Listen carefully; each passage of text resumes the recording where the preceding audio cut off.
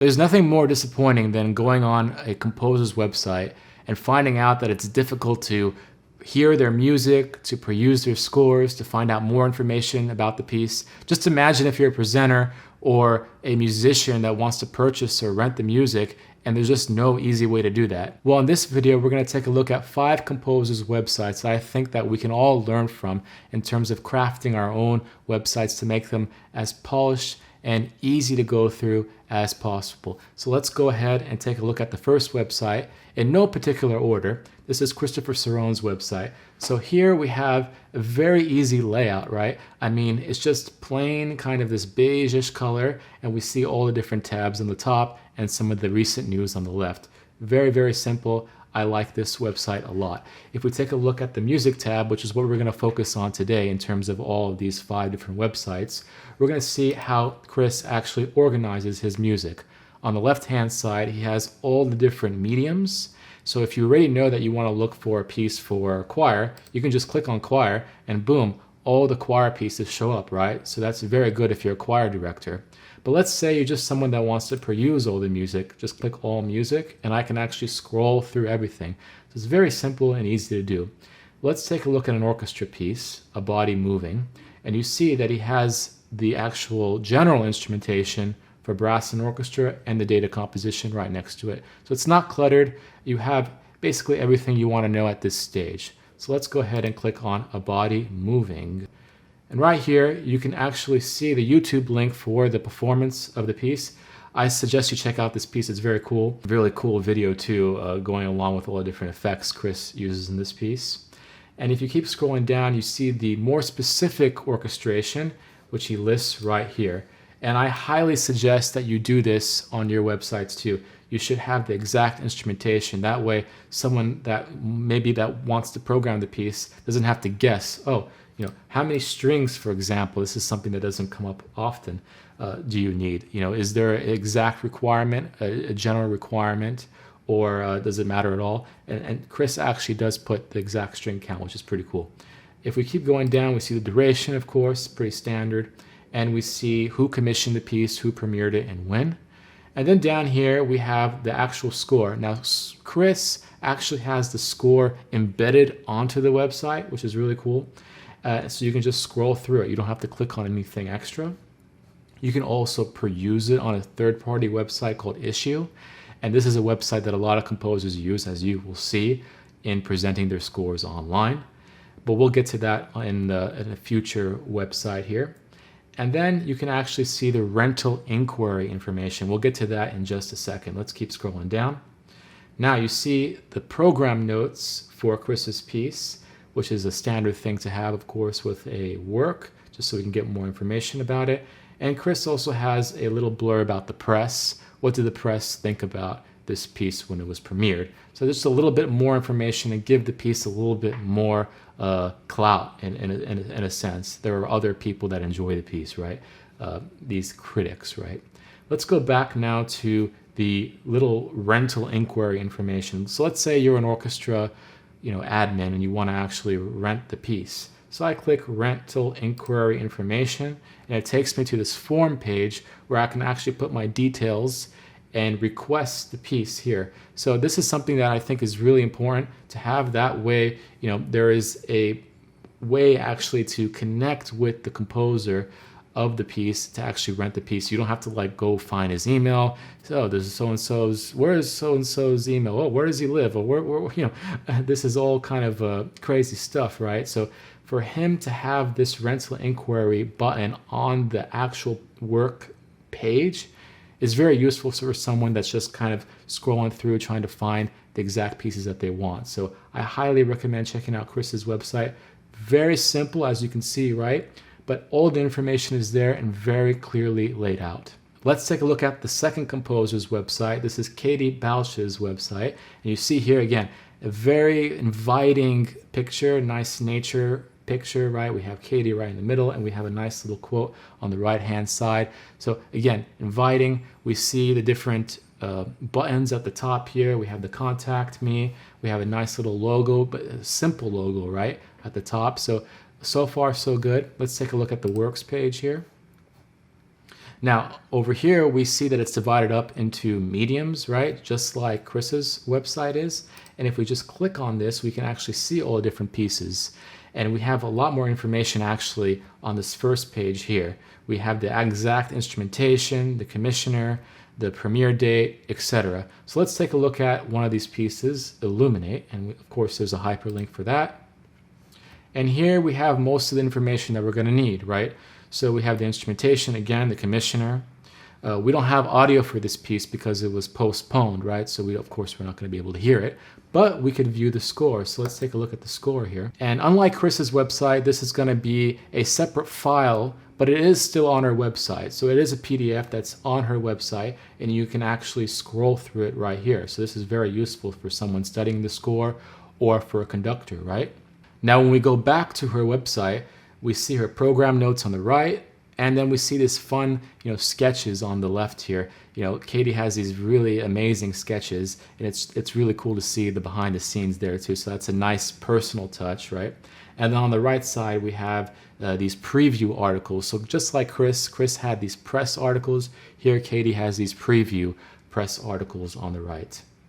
If we go back to the works page, let's see if there's another orchestra piece that actually has the recording. Let's go for an older piece like Leaf Fabric, okay, for example, from 2017. So here she actually does have a recording of the piece. There's a SoundCloud excerpt of it embedded onto the actual website.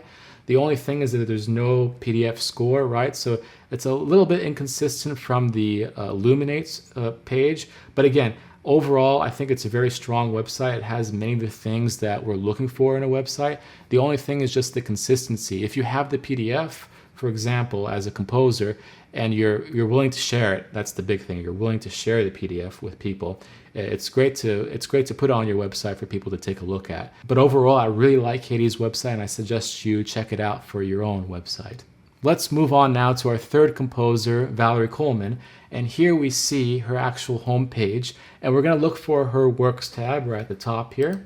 So let's take a look at how this is organized. We have the different genres, of course, orchestra, solo duo, concert band, wind quintet, etc. And let's take a look at one of the pieces, 7 O'Clock Shout from 2020, commissioned by the Philadelphia Orchestra. So here we have a hyperlink. So let's go ahead and click on that and see what's behind the hood here. So we have the title, we have commissioned by the Philadelphia Orchestra, we have the duration, and we have the instrumentation. So all good so far, all very useful information that we need to know. And right off the bat here, we have a button that says request a rental quote. So she doesn't have it buried anywhere on her page. She actually has it on her work page. So if you already know you want the piece, you can just request a rental quote, and you'll be able to do that right on this work page. Continuing on here, we actually see an embedded issue link. So it's not like Katie's website where she had a separate PDF file that you can open on its own, but it is another way that you can have your music published, so to speak, digitally for everyone to see. Very common platform issue. Moving on down, we see the program notes for the piece, which is quite standard. And then interestingly, we actually have the media clips as YouTube links down at the bottom. On the left side, we see the actual YouTube link for the piece. And on the right side, we see Valerie's interview, so you can learn more about her personally on that YouTube link. So overall, I really like Valerie's way of organizing each of her works. It has basically everything that you need as someone that's interested in listening to the piece, seeing a per usual score, renting, ordering the piece, seeing the program notes, the instrumentation, duration, etc. All very good and useful stuff. Now let's move on to the last couple of websites, which I have to warn you are a little bit more on the codey side. So it's not going to be for everyone, but I think it's important to at least see the potential for what a composer's website could look like while also being functional. So let's take a look at Missy Mazzoli's homepage. So right off the bat, we see a bunch of these high definition photos from her operas and from her performances. So we have a sense of professionalism right off the bat here with this website. Let's go now to the music tab. That's what we're interested in. Let's see how she organizes this. So at the top here, we have all the different genres: opera, ballet, orchestra, chamber ensemble, etc. So if you already know what you're looking for, you can just click that, right? But if you're like me, you're a scroller, right? we can scroll down and take a look at all these different pieces. So let's take a look at, for example, her 2018 piece, Dark with Excessive Bright. We can see that it's for contrabass, it's not a fish, contrabass, or violin and string orchestra. And then we have the different versions here, also for string quintet. So all this stuff is right there on that little white box, right? We also see who commissioned the piece, and then we see the audio link right here. So all of it is right here. We don't even have to click on anything, right? But let's say we want to look at the program note. Well, there's a program note button right here. And this is pretty cool because it looks a little bit more professional, right? You have this screen that pops up, and then the background is kind of grayed out.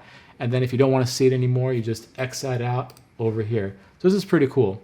Again, not like completely necessary, right? But it's cool. Now we get to stay on the scrolling page. We're not like on a different page here with Missy's website. She even has a button for video, and she has a button for viewing the full score. So let's take a look at that, viewing the full score. Yeah, and here she has an issue website too, just like Valerie does, right? So it's something that everybody uses, this issue website. Now heading back to her website, there are other buttons: purchase or rent score, purchase recording, and more information. So everything you possibly might want to know about the piece, she has it right here on the scrolling page. You don't even have to go on this Dark with Excessive Bright page. It's right here on the scrolling page. So it's very useful in that way. Let's take a look at what happens when you click purchase or rent score. So she does have a publisher, Wise Music Classical. So in that way, you could purchase or rent the score from them here. And it says available for sale, buy, available to hire, which is basically renting. And you click that here. So very easy. The publisher made it very easy to do this part of her composer's website. And finally, our final composer, this is John Mackey's website. Now I gotta warn you, this is a very code-rich website. This is not something that could be easily done by your average composer without any coding experience. But this is gonna be something that we maybe want to aspire to, or perhaps take a few functions here and there for ourselves. So let's take a look at what John has done. So right off the bat, we see the home page. Black on the right, you see John's face in black and white on the left. So again, very striking, very inviting. Let's take a look at the music page. Click on the menu, click music, and now we're here on the music page where we see all the different pieces that John has written, and we can just scroll through them. Or you can do this really fun thing, which he has done, again, the code-rich part of this website, and actually put it into categories. So let's say we just want to look at all the chamber music. Well, boom, all the chamber music is there. Okay, well, what about a chamber music piece that's really hard? Okay, oh, those are the only really hard pieces. Okay, but what if I wanted something that was really short, 1 to 3 minutes? No results found. Okay, let's do another one. How about something 4 to 6 minutes? Okay, there we go. So now we have all these different parameters, and we found the chamber music piece that's really hard, that's between 4 and 6 minutes. Extremely powerful stuff. Now let's say that we actually know the piece that we're looking for. So let's exit out of all of these categories. I'm going to look for the piece Frozen Cathedral, and boom, there it pops right there. So here on the Frozen Cathedral page, you see that it's going to have a lot of very intense information, but simple information for us to view as we're going through this. So take a look at this. It's for wind ensemble, 14 minutes, really hard, 2013 composition date. And then right here, we actually have a way to purchase the music in a direct way electronically rather than going through the email form or through a third-party publisher. So take a look at this. Let's say we want to buy one score. By the way, 11 by 17. So he tells us, okay, it's going to be this tabloid size type paper here in the US, and it's going to be $80 US. That's very transparent. Then he says, okay, for your first performance, it's going to cost this much. So you're going to get one of those. And then he's going to say, oh, what's your performance date? Oh, let's say we're going to perform it today, October 15. Okay, he wouldn't be happy about that, but hey, we're going to try to order it. And then we have additional performance. Let's say we want to do one more on the next day.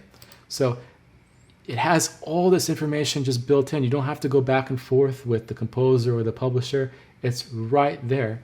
And then I just click add a cart. And then that's it. You're done. You just check it out. You purchase the music. You put in your credit card information, and you're going to have all the stuff ready to go. If you take a look at this note here, scores are purchased, fulfilled in hard copy, and yours to keep. Parts are licensed per performance and delivered in PDF form.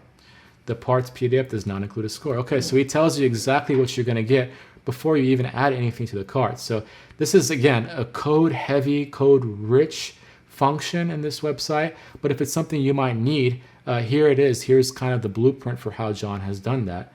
And then if we keep scrolling down, we have now this beautiful black waveform here that shows the actual audio clip of the Frozen Cathedral by the UNCG Wind Ensemble conducted by John Locke. And that's really cool because you don't have to go on another third-party website like SoundCloud to listen to the music. You can just listen to it right here on John's website.